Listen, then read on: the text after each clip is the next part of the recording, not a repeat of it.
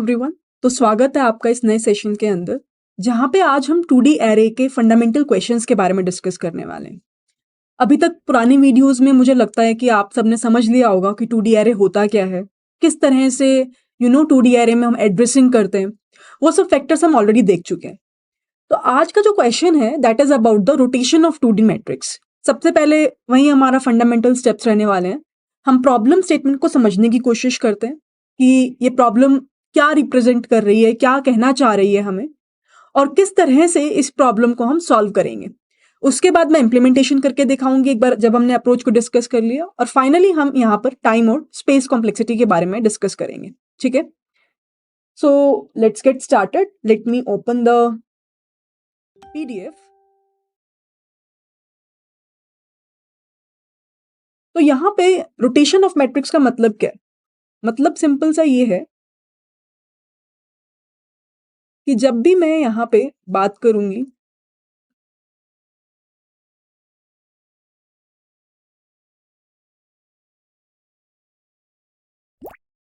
Rotation of matrix के बारे में, रोटेशन ऑफ 2D मैट्रिक्स के बारे में, तो यहाँ पे हो क्या रहा है? यहाँ पे हमारे पास सपोज 2D मैट्रिक्स है। For example I will be having 1 then 2 then 3 4 5 6 7 8 and 9। इस पर्टिकुलर मैट्रिक्स में, ठीक है, जो इंडेक्स नंबर है वो है 0 1 2 0 1 2। तो ये हमारे पास रोज हैं, है ना, एरे के अंदर, और ये हमारे पास क्या है? कॉलम्स हैं।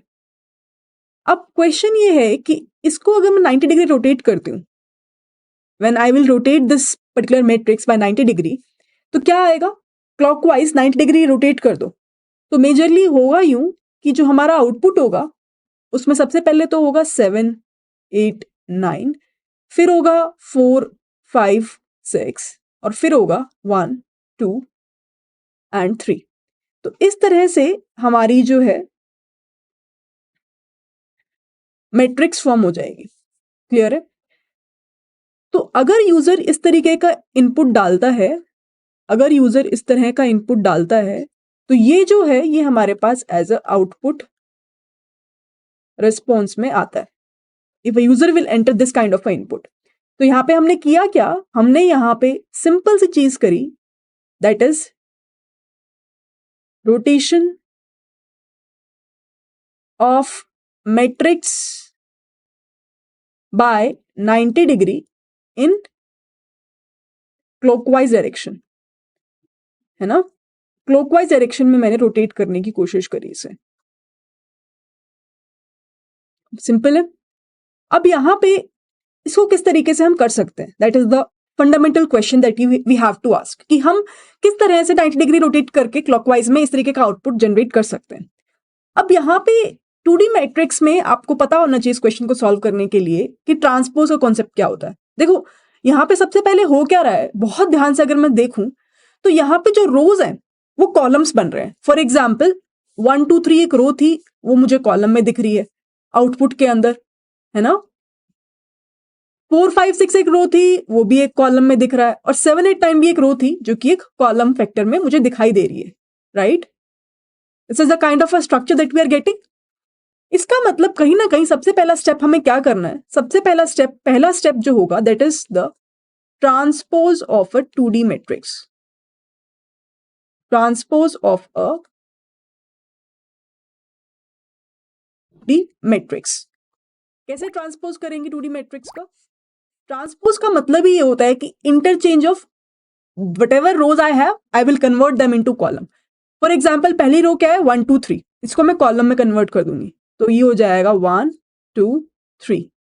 नेक्स्ट पर्टिकुलर रो क्या है? 4 5 6, अगेन कॉलम में चला जाएगा 4 5 6। नेक्स्ट रो क्या है? 7 8 9, फिर से मैं इसको कॉलम में जनरेट कर दूंगी 7 8 9। तो इस तरह से हमारे पास जो है, मैंने क्या किया पहले स्टेप में, जो भी रोज थी उनको इंटरचेंज कर दिया कॉलम्स के अंदर। ट्रांसपोज का मतलब ही ये होता है कि रोज को कॉलम्स में इंटरचेंज कर दो या कॉलम्स को रोज में इंटरचेंज कर दो। That is the real meaning of what we called as transpose. Finally second step में हमें क्या करना होगा, हमें स्वैप करना होगा। क्योंकि देखो अब सेकेंड आउटपुट में हमारे को फाइनली क्या चाहिए, यहां पे एक ऑब्जर्वेशन ये होगी कि पहली कॉलम को आखिरी कॉलम से, फिर उसे नेक्स्ट कॉलम को लास्ट सेकेंड कॉलम से, लास्ट थर्ड कॉलम को पीछे से लास्ट थर्ड कॉलम से स्वैप करके हमारा रोटेशन आ जाएगा। देखो कैसे स्वैप कर रहे हैं हम कॉलम्स के बीच में, मतलब कि अगर j की वैल्यू 0 है और लास्ट कॉलम n-1 है तो उसको हम आपस में स्वैप कर रहे हैं।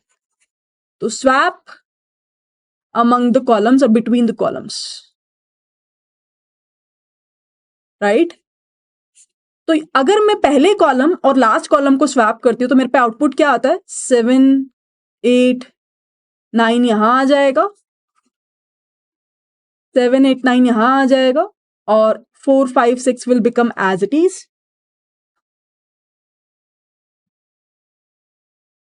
और उसके बाद आएगा 1, 2 और 3, है ना। इस तरह से हमारे पास फाइनली जो है आउटपुट आ जाएगा। और यही तो हमें चाहिए था, 7, 8, 9, 4, 5, 6, 1, 2, 3। तो मैंने किया क्या, मैंने क्योंकि यहाँ पे सिर्फ 3 ही कॉलम है तो मैंने पहले कॉलम को 1, 2, 3 को लास्ट वाले कॉलम से इंटरचेंज कर दिया। मान लो अगर 2 कॉलम्स मतलब 4 कॉलम्स होते इन टोटल तो बीच वाले 2 कॉलम्स को भी हम इंटरचेंज कर देते। एक और एग्जाम्पल लेके देखते हैं और फिर हम इंप्लीमेंटेशन स्टार्ट करेंगे।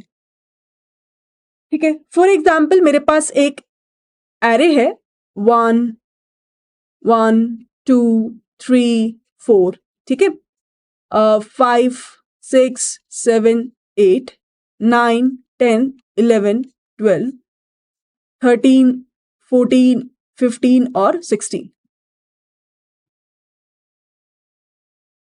इस तरह से ये मेरे पास क्या है, ये एक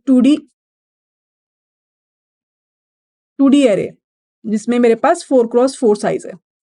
अब इस केस में होगा क्या कि सबसे पहला काम देखो 90 डिग्री रोटेट करने का मतलब क्या है, 13, 14, 15, 16 आउटपुट, फिर 9, 10, 11, 12, फिर 5, 6, 7, 8 और फिर 1, 2, 3, 4। तो मैं क्या करूंगी, पहला स्टेप मैं ट्रांसपोज कर देती हूँ क्योंकि मुझे हर एक रो को कॉलम में कन्वर्ट तो करना ही है। तो यहाँ पे क्या होगा, 1, 2, 3, 4, 5, 6, 7, 8, 9, 10, 11, 12, 13, 14, 15 एंड 16। इस तरह से ये हमारे पास क्या हो जाएगा,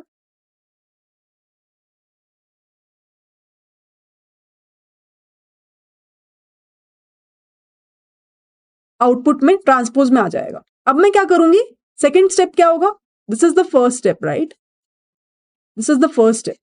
second step is to transpose which columns, this column with this column, then this column with this particular column।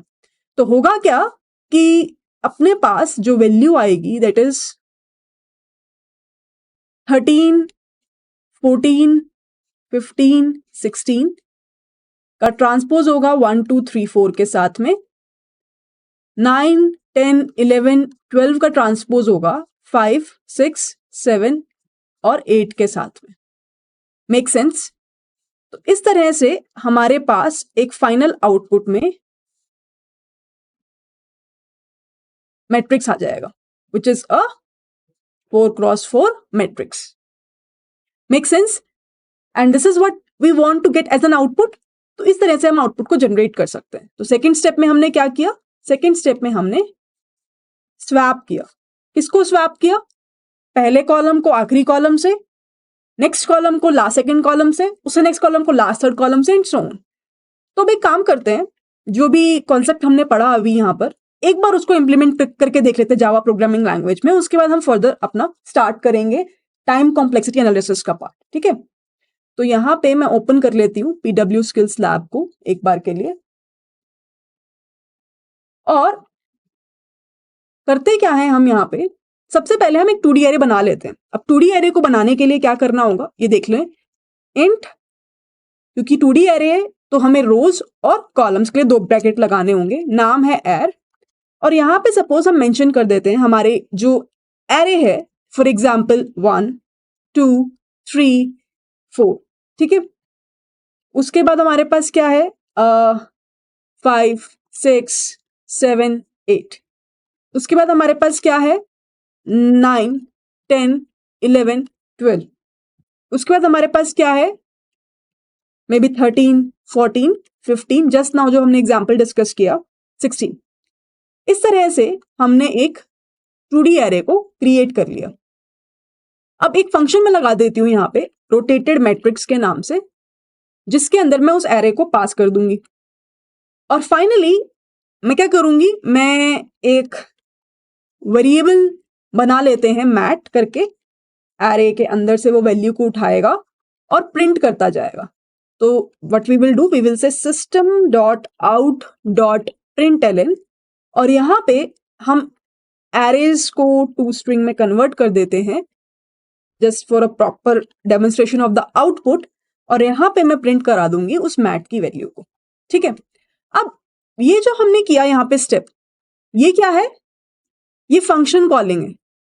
तो इस फंक्शन को कॉल करने के लिए मुझे कहीं ना कहीं डिफाइन तो करना होगा ना, तो मैं क्या करती हूं, मैं यहाँ पे फंक्शन को डिफाइन कर देती हूँ। तो यहाँ पे हम क्या करेंगे, public static void rotated matrix, और इसके अंदर मैं क्या करूंगी, मैं एरे को डाल दूंगी, ठीक है। इसके अंदर मैं क्या करूंगी, मैं एरे को डाल दूंगी। अब यहां पर स्टेप नंबर 1 क्या था, स्टेप 1 ये था कि हम क्या कर सकते हैं, हम ट्रांसपोज कर सकते हैं, ट्रांसपोज द 2D एरे। सबसे पहला स्टेप तो यही पढ़ा हमने, कैसे ट्रांसपोज करेंगे, हम एक लूप चलाते हैं, आई की वैल्यू 0 से शुरू होगी, ठीक है, I equal to 0, I less than arr dot length. अब देखो जब मैं बोल रही हूं एर डॉट लेंथ, तो ये क्या देगा, कितने नंबर ऑफ रोज हैं, हमेशा ध्यान रखना है। मैं एक बार यहां पे स्पेसिफिक कर देती हूं, एम जो कि नंबर ऑफ रोज इंडिकेट कर रहा है। कैसे निकालते हैं 2D एरे के अंदर, मैं क्या करूंगी, एर डॉट लेंथ। इससे क्या होगा कि जैसे मैंने लेंथ फंक्शन चलाया तो मुझे इंडिकेशन मिल जाएगा कि number of rose 2D matrix में कितने हैं। अब अगर मुझे नंबर ऑफ कॉलम्स पता करने हैं, तो मैं क्या करूंगी, मैं रो नंबर 0 पे जाऊंगी और चेक करूंगी कितने नंबर ऑफ वैल्यूज हैं उस रो पे। तो मैं क्या करूंगी, मैं कहूंगी एर 0 डॉट लेंथ। तो इस तरह से मेरे पास पहली रो के अंदर कितने नंबर ऑफ वैल्यूज हैं वो आ जाएंगे। तो मेरे को एम भी पता चल गया, मुझे एन पता चल गया, मतलब कितने नंबर ऑफ रोज हैं वो भी पता चल गए, और कितने नंबर ऑफ कॉलम्स हैं वो भी मुझे आइडिया हो गया। अब मैं क्या करूंगी, आई लेस देन एम आई प्लस प्लस, और इसी के अंदर ही हम क्या करेंगे, अब यहां पे एक बहुत इंपॉर्टेंट चीज है, इंट आई इक्वल टू 0। यहां पे हम क्या कह रहे हैं, int j equals to i, j equals to i, j less than n, j plus plus. अभी मैं बात करूंगी एक और चीज की, यहां पे मैंने j की वैल्यू को i से शुरू किया, उसका रीजन क्या है, यूजुअली पता है यहां पे बच्चे मिस्टेक करते हैं, वो j की वैल्यू को 0 से शुरू कर देते हैं। एक बहुत फंडामेंटल रीजन है, यहां पे मैं बात करती हूँ अभी थोड़ी देर में। तो ट्रांसपोज स्वैप करना है अब हमें सिर्फ और सिर्फ आई जे को और जे आई को, तो उसके लिए तो हमें पता ही है हमें क्या करना है, टेम्प इज इक्वल्स टू एर ऑफ आई ऑफ जे, और यहाँ पे एर ऑफ आई जे किसके इक्वल हो जाएगा, एर ऑफ जे आई के, और एर ऑफ जे आई किसके इक्वल हो जाएगा, टेम्प के। इस तरह से हमने ट्रांसपोज कर दिया। अब एक क्वेश्चन जो आप मुझसे पूछ सकते हो कि यहां पे j की वैल्यू हमने i से क्यों शुरू करी, है ना।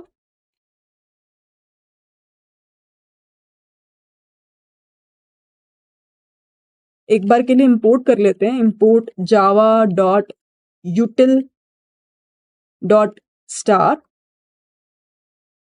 इंपोर्ट जावा डॉट आयो डॉट स्टार। तो ये हमने इंपोर्ट कर लिया। अब इससे आई होप जो इशू है वो रिजॉल्व हो जाएगा एरेज का। परफेक्ट। अब यहां पर सबसे पहले ये डिस्कस करते हैं कि जे की वैल्यू को हमने आई से क्यों स्टार्ट किया, what's the reason behind that. अगर हम यहाँ पे ध्यान से देखें, मैं ट्रांसपोज कैसे कर रही हूं, मैं आई की वैल्यू को सपोज 0 से शुरू कर रही हूं, ठीक है। 0 से शुरू करने पे जे की वैल्यू क्या हो रही है, जे की वैल्यू सबसे पहले 0 होगी, ए ऑफ 0 0 में स्वैप होगा, 1 ही रहने वाला है। जे की वैल्यू 1 होगी तो 0 1 में जो वैल्यू है वो 1 0 में चली जाएगी, तो 0 1 में वैल्यू क्या है 2, 1 0 में वैल्यू क्या है 4, तो मतलब कि स्वैप किस में होने वाला है इस केस में 2 and 4 में। तो जैसे ही स्वैप होगा 4 यहां आएगा, 4 यहां आएगा और 2 यहां चला जाएगा। फिर से जे की वैल्यू क्या होगी 2, जे की वैल्यू 2 होने पे क्या होने वाला है 0 2 की वैल्यू को 2 0 में कन्वर्ट, तो स्वैप किस में होगा 3 और 7 में, तो 3 and 7 swap with each other, 7 यहां आ जाएगा और 3 यहां चला जाएगा, है ना। अब जब आई की वैल्यू 1 हो रही है तो मैं ये बोल रही हूं कि जे की वैल्यू को भी 1 से स्टार्ट करो। ऐसा क्यों, ऐसा क्यों? मान लेते हैं कि हम जे की वैल्यू को 0 से ही स्टार्ट करते हैं, तो 1 0 में क्या वैल्यू है 2 और 0 1 में क्या वैल्यू है 4। बहुत ध्यान से देखना इस चीज को, 1 0 में वैल्यू 2 है, 0 1 में वैल्यू 4 है। अगर मैं फर्दर स्वैप कर देती हूँ आई की वैल्यू को 0 से शुरू करके, तो यहाँ पे फिर से 4 आ जाएगा, यहाँ पे फिर से 2 हो जाएगा। तो जो मैंने चेंजेस किए थे थोड़ी देर पहले वो फिर से इंटर कन्वर्टेबल हो जाएंगे, जैसा कि मैं नहीं चाहती हूँ, राइट। तो ट्रांसपोज क्या हुआ, अगर मैंने, तो हमेशा ध्यान रखना है स्वैप सिर्फ एक ही बार हो। अगर दो चीजों का स्वैप डबल टाइम हो गया, मतलब कि अगर तुम जैसे जे की वैल्यू को 0 से शुरू करोगे तो उस पर्टिकुलर केस में क्या होगा कि तुम्हें फिर से 2 और 4 के बीच में स्वैप करना होगा। 2 और 4 के बीच में फिर से 2 बार स्वैप हो गया ना, एक बार ऑलरेडी हो चुका है, एक बार तुम दोबारा करोगे तो दैट विल बी रॉन्ग, क्योंकि वो फिर से अपनी ओरिजिनल पोजीशन पे आ जाएगा। तो यहां पे जे की वैल्यू कहां से शुरू होगी, जे की वैल्यू शुरू होगी 1 से, ठीक है। जे की वैल्यू को मैं शुरू करती हूँ 1 से। जब जे की वैल्यू 1 से शुरू होगी तो 1 पे जो वैल्यू है वो 2 है, राइट। जे की वैल्यू अब क्या होगी 2, 1 2 पे, 1 2 पे वैल्यू क्या है 5 और 2 1 पे वैल्यू क्या है 3, 1 2 पे वैल्यू है 6, ओके 6 लिख लेती हूं मैं यहाँ पे, और 2 1 पे वैल्यू है 8, तो मतलब 6 और 8 में स्वैप होगा, तो मतलब कि 6 8 यहां 6 यहां, राइट। फिर से आई की वैल्यू क्या हो जाएगी 2, आई की वैल्यू 2 पे जे की वैल्यू क्या हो जाएगी 2 और क्या आ जाएगा 9, राइट, बिकॉज 2 और 2 का फर्दर आपस में स्वैप 9 ही रहने वाला है। तो इस तरह से हमारे पास मैट्रिक्स क्या आ गई 1 4 7 2 5 8 3 6 9, और यही हमारे पास क्या है ट्रांसपोज है, यही हमारे पास क्या है ट्रांसपोज है। तो हमेशा ध्यान रखना है, इसी वजह से मैं बोल रही थी कि जे की वैल्यू को आई से शुरू करेंगे, बट अभी हमारा क्वेश्चन कंप्लीट नहीं हुआ है। नेक्स्ट इंपॉर्टेंट टास्क हमें क्या करना है, नेक्स्ट इंपॉर्टेंट टास्क हमें करना है, step number 2 is to swap the left and right side elements, right. तो कैसे करेंगे, इसके लिए हम क्या कर सकते हैं, हम ये कर सकते हैं कि बेसिकली हम लेफ्ट इंडेक्स और राइट इंडेक्स को पहले डिफाइन कर देते हैं, ठीक है। मैं क्या करती हूं, मैं एक लेफ्ट और राइट इंडेक्स को डिफाइन कर देती हूं, और मैं कहां तक चलाऊंगी ये लूप, मैं चलाऊंगी नंबर ऑफ रोज तक। तो मैं क्या करूंगी, for int i equal to 0, i less than m i plus plus, और इसके अंदर मैं क्या कह रही हूं, take a variable called as left index, जिसकी वैल्यू मैं शुरू कर रही हूं 0 से। अभी left index left side column का इंडेक्स है, right index right side column का इंडेक्स है, इंट राइट इंडेक्स जिसकी वैल्यू क्या होगी n-1, ठीक है। और मैं क्या कह रही हूं, while the value of left index is less than the value of right index, क्या करेंगे यहां पे हम, बहुत सिंपल सी चीज, हमें लेफ्ट इंडेक्स के कॉलम को राइट इंडेक्स के कॉलम के साथ इंटरचेंज करना है। तो यहां पे int temp is equals to air of I of left index, air of I of left index किसके इक्वल होगा, air of I of right index के, और air of I of right index किसके इक्वल होगा, temp के, and the task is done। अब यहाँ पे एक और चीज while लूप के अंदर ही हमें करनी होगी, जैसे ही ये काम खत्म हो जाएगा, मैं क्या चाहती हूँ, लेफ्ट इंडेक्स में इंक्रीमेंट हो और राइट इंडेक्स में डिक्रीमेंट हो। राइट। जैसे ये काम खत्म होगा, व्हाट वी वांट इज कि लेफ्ट इंडेक्स में इंक्रीमेंट हो जाएगा और राइट इंडेक्स में डिक्रीमेंट हो जाएगा, और फिर से व्हाइल लूप रन करना शुरू कर देगा। This is how things will work. तो इसको मैं बंद कर देती हूं। I think it is fine. एक बार चेक कर लेते हैं आउटपुट क्या आ रहा है। ठीक है, let's check what is the output we are getting here.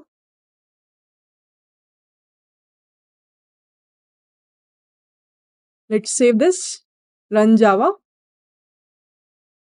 तो हम देख पा रहे हैं राइट, 13,951। अभी हमने थोड़ी देर पहले डिस्कस किया था क्या आउटपुट आना चाहिए इस क्वेश्चन का। 13,951, 14, 10, 6, 2, 15, 11, 7, 3, 10, 12, 8, 4। तो अगर मैं दोबारा से शो करूं, I think this is the exact output that we are getting. 14, 10, 6, 2, 15, 11, 7, 3, 16, 12, 8, 4।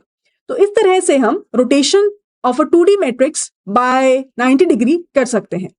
एक और इंपॉर्टेंट चीज, अब जो लास्ट चीज हमें हमारी डिस्कस करनी रह गई है, what do you think is the time complexity required to execute this code. तो अगेन हमें चेक करना है कितने नंबर ऑफ फॉर लूप्स लगा रहे हैं। तो मेजरली देखो तो इस कोड में 2 ही स्टेप हो रहे हैं। पहला स्टेप ट्रांसपोज करने का, दूसरा स्टेप स्वैप करने का। ट्रांसपोज करने में 2 फॉर लूप्स लग रहे हैं, तो big O of m into n, right. और लेफ्ट और राइट साइड स्वैप हो रहा है, तो इसमें तो हम सिर्फ एक ही फॉर लूप लगा रहे हैं, इसके अंदर हम एक और while लूप लगा रहे हैं ताकि हम स्वैप कर सके कॉलम्स को। तो इन अ वे क्या मैं कह सकती हूं कि इस कोड की टाइम कॉम्प्लेक्सिटी डिपेंड करती है big O of m into n। और अगर नंबर ऑफ रोज और नंबर ऑफ कॉलम सेम है तो उस केस में n स्क्वायर हो जाएगी। उसी के साथ ही अगर कोई बात करता है स्पेस कॉम्प्लेक्सिटी के बारे में, तो क्या मैं कोई एक्स्ट्रा स्पेस यहाँ पे यूज कर रही हूँ? नहीं, कोई एक्स्ट्रा स्पेस यूज नहीं कर रही। तो स्पेस कॉम्प्लेक्सिटी क्या हो जाएगी? That will be constant. तो इस तरह से हम इस कोड को पूरा एंड टू एंड एग्जीक्यूट कर सकते हैं। आई होप ये कोड समझ में आ गया होगा। जिसको एक्सप्लेनेशन समझ में आ गई है कि किस तरह से हम रोटेशन वाला पार्ट परफॉर्म कर रहे हैं, क्या क्या स्टेप्स हम यूज कर रहे हैं, उसको ऑब्वियसली कोड इंप्लीमेंटेशन की भी प्रॉपर अंडरस्टैंडिंग हो गई होगी। इसी के साथ ही मैं इस वीडियो को खत्म करती हूँ और मिलते हैं अगले वीडियो में जल्द, जहां पे हम बात करने वाले हैं प्रीफिक्स सम के बारे में। तो अगर मैं दोबारा उस प्रेजेंटेशन पे जाऊं जहां पे हम थे, तो next particular problem is something related to the concept of prefix sum in 2D matrix. यहाँ पे सबसे पहले मैं समझाऊंगी कि 1D मैट्रिक्स में प्रीफिक्स सम का मतलब क्या होता है, और उसके बाद हम 2D मैट्रिक्स के अंदर बात करने वाले हैं। ठीक है, इसी के साथ ही मिलते हैं जल्द अगली वीडियो में जहां पर न्यू कॉन्सेप्ट के बारे में समझेंगे। तब तक के लिए अगर कुछ कॉन्सेप्ट ऐसा है जो क्लियर नहीं है, please try to reach out to me via my email ID और maybe via live class interaction. Bye bye everyone, happy learning to all.